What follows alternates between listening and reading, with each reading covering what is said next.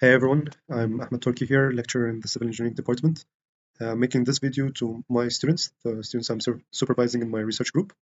Um, so, as you may know, you have to submit an interim report and do a presentation for your research graduation project by February of each year.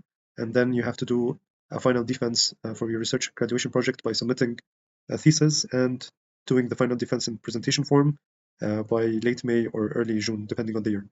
So let's start off with the documentations. As you can see here, some of these documents are already uploaded on the e-learning, and some I have created on my own for my research team. I'll go through quickly through the ones that are uploaded on the e-learning. So as you can see here, there's a graduation project handbook, particularly for the Faculty of Engineering. You have to follow this. You have to read it carefully. I'm not going to go through it in details, but most of the material you'll find here I'll already be covering in the other files as well. So as you can see here, there is some description, general description about what you need to be doing in the research, in the research graduation project. You have to be listing a few things. I'll leave it really to you to decide if you want to read it or not. I strongly ask you to read it. Both in the interim report and the final dissertation, you have to be covering these main points: introduction, literature review, objectives. Um, Please don't forget to mention here your problem statement. Have like a Gantt chart of how you accomplished your tasks in which weeks and months. Over here as well, you could see, particularly for the interim reports, you need to mention something called your plan for semester 2. So what you're hoping to do next within the final semester. Over here, it asks for the final dissertation, which you have to submit to be a maximum of or around 15,000 words. I'm going to decide on that with you, depending on the material you're covering. And then over here, so continuing onto the basics, you need to cover an abstract, you need to cover your methodology, and if you've done any experimental work, usually these two are within one chapter, and then discuss your results, and then conclusions. Recommendations for further future work as well, or prospects. Usually this is one whole chapter with the beginning of the chapter being a section on conclusions, and then continuing on another section that's for future work. All right, so I'll leave it to you to continue this guideline. Let's go on to the next one, main components of the dissertation. I believe you already have this as well on the e-learning. So checking the main components of your thesis, you'd find that, okay, again, you'll have a cover page abstract, introduction and literature review. Depending on your work, these can be combined with multiple sections in the introduction. Your methodology, particularly if you have several techniques that you're combining together in your methods, you'll have to divide this into several sections, followed by a results and discussion section, and this is usually the bigger part of your thesis along with the methodology, and then a few pages on conclusions and recommendations or prospects from your work. Here is another layout for how each chapter should look like. You have chapters, and then inside of each chapter, sections. Right, so I encourage you to read these as well. All right, so next. Let's go to the thesis template first, then I'll show you my research check sheet. So I've taken the thesis template that was already on the e-learning and modified it a little bit. Please change these entries to your information. Make sure you change the year. Make sure you revise this carefully and sign your thesis. Make sure you modify like the title over here.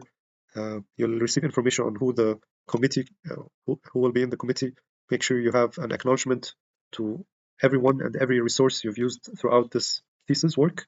So from lab technicians to teaching assistants or assistant lecturers that have helped you, academics that have helped you, like people from the faculty, or if you'd like to also acknowledge facility or acknowledge someone from the industry or acknowledge even someone who's from abroad who's helped you out. And please revise these acknowledgements with your supervisor. You can also, and more importantly, acknowledge like family and friends who have dedicated their time for you. Make sure you write an abstract. Usually, in my opinion, an abstract for a thesis should be more than 250 words, but I'll revise that with you as well. Here, things like the table of contents and list of figures and list of tables, they are updated almost automatically. So as we enter chapter 1 over here, make sure you caption everything. If you have a new table or, if you have a new figure over here, for example, something like that, make sure you highlight over here, right click on it and update the field. And with this new figure, you're supposed to see an update over here. Just stand on it and update this field as well. Update the entire table. You can do the same while updating your table of contents, and you can do the same while updating your list of tables. So if you have a new table, make sure you take a copy of an old table such as this. Um, Make sure you update over here and then update over here. Something very important over here is that you have to follow the format of a table. As you can see here, we only have horizontal lines, and the lines are dividing the features or the column names from the samples or the rows, and then finally another divider at the end of the table. And you identify each row by the change of the highlight of the colors in the background.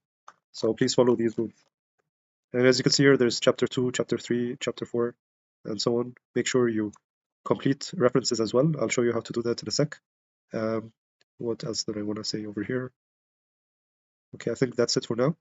So make sure when you mention any piece of information that you know to be a fact, to reference it. Whether you've obtained the information from a research article, from a book, from a resource online, or from a guideline, you have to mention where this information was obtained and cite your sources. So for example, I can say something like recently deep learning algorithms have sufficiently been able to predict the response of reinforced concrete buildings. I can't just stop over here and uh, continue on, I mean, without referencing such a statement. So what I suggest for you is trying something called Mendeley. So if we go over here, references, you'll find Mendeley site on the top right over here. If you haven't installed it already, you can install it by just going Googling the word Mendeley very quickly, and then you'd find that you can sign up for this service and install it on your Microsoft Word. Please use your BOE email when you do that, because you'll get to the service freely. Okay, so Mendeley site, and as you can see here, I've already installed it on my Microsoft Word, and I already have several publications dropped into this service. So let's choose any paper. So something like deep, long, short-term memory neural networks for nonlinear structural seismic response prediction. This could be a reasonable paper to cite, particularly if it's mentioning the same form of buildings and the same form of deep learning algorithms I intended to talk about here. So all you have to do is just insert citation, and as you can see here, it shows up immediately. Okay, what happens next? Maybe this citation form isn't particularly the best, so you head over here to citation settings, change the style of citation. I would choose Elsevier numeric with titles and update the citation style. You'll see the number 1 over here, which is correct. You have to head to the end over here where references is, and then insert your citation over here. Insert your bibliography over here. So head over here to insert bibliography, and immediately the reference is entered with the correct format. Sorry about the noise. I'll pause for a second. So how did I get these publications to be dropped into this application on the right here? When you install Mendeley, you get this interface, and you can see here I've dragged and dropped most of my references into here. So you just obtain your PDF file of the paper, drop it into here, and it will log immediately the author, the year, the title, and other information about this source that will automatically be uploaded in the references over here. So it's seamless, it's quite fast, it's organized. You can make collections. So if you have a collection of papers that are all related to a particular paper that you're producing, you can cluster them together in a specific folder in Mendeley. So I suggest you use this because you're probably going to be using it very quickly rather than inserting your citations manually over here. Sorry, it asked me to update. So anyways, we're done with this part. Okay, so I'm leaving all these files for you to continue working on them. We're going to check a few more things. So back in my research group in Japan, in Torky University, we had a professor called Motosaka Sensei, or Dr. Masato Motosaka. He had a suggestion on filling this check sheet while you're submitting your either interim report, research paper, thesis. This is to make sure you've identified all major aspects of your paper. So as you can see here, there are a few points you need to make sure that your thesis covers. So purpose, composition, novelty, quality of the manuscript, utility, reliability, expandability of your work, conclusions. Have you done the references correctly, and acknowledgement? So I'm requiring you to fill up these gaps after you've completed your thesis. Okay, so once you've written down, once you've completed the thesis, tell me, were you able to cover the purpose of the work? Were the goals, were the objectives, were the problem statement clearly mentioned? What were they? Can you write them here? Okay, how about the composition?